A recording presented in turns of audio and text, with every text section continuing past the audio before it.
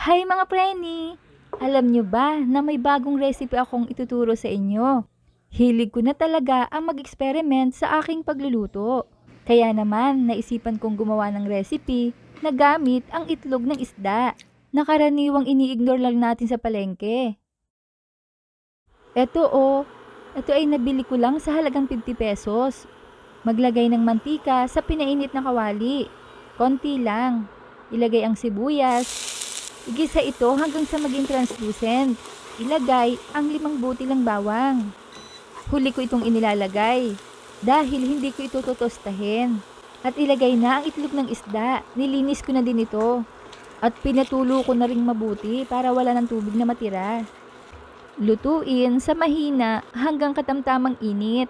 At lagyan ng 1 cup hot water or tap water. Haluin ng tuloy-tuloy. At maglagay ng 1 teaspoon of salt.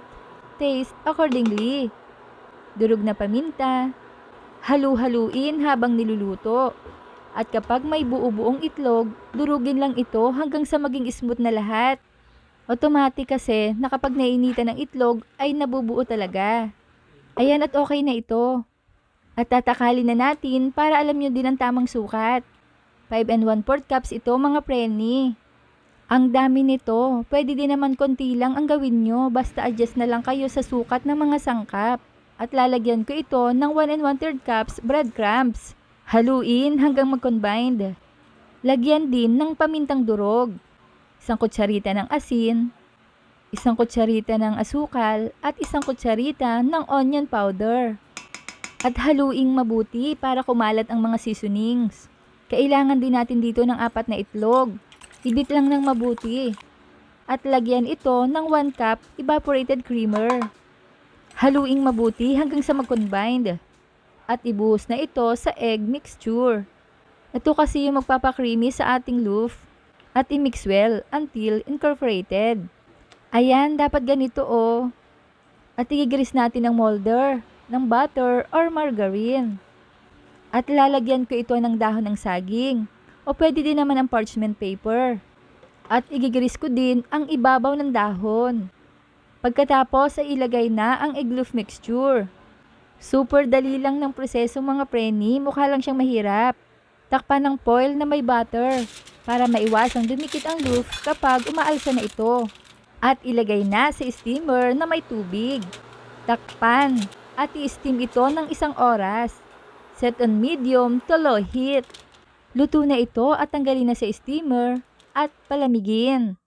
At kapag malamig na, ay i-unmold na natin para makita nyo ang outcome ng ating ginawa. Paikutan nyo lang ang mga gilid ng kutsilyo or sandok para madali itong tanggalin. Tapos alisin na natin ang dahon. Diyaran, ang ganda. Buong buo mga preni. Hiwain na natin, yun bang katulad din ng loaf bread. And wow, perfect! But wait, there's more. Siyempre, ipapakita ko din sa inyo ang outcome nito. Two-way recipe ito mga preni. Magpiprito tayo para naman may choice ang kakain. At iprito lang ito sa pinainit ng mantika, medium to low heat. Iprito lang hanggang sa maging golden brown. Ayan, at hanguin na dahil kakain na tayo mga preni. Pwede mo naman itong kainin na kahit steam or fried. Mamili ka na lang kung anong gusto mo sa dalawa. O diba, napakamura lang at anli pa ang kain. Busog na busog ang buong pamilya. Tikman na natin. Tingnan nyo ang texture, buong buo. At ang sangkap ay talaga namang affordable at healthy pa. Try nyo na. Kaya i-like, i-share at i-follow nyo na ako para updated kayo sa mga reseping ibabahagi ko pa. Huwag kalimutan, cook with love. Thanks for watching. Bye-bye!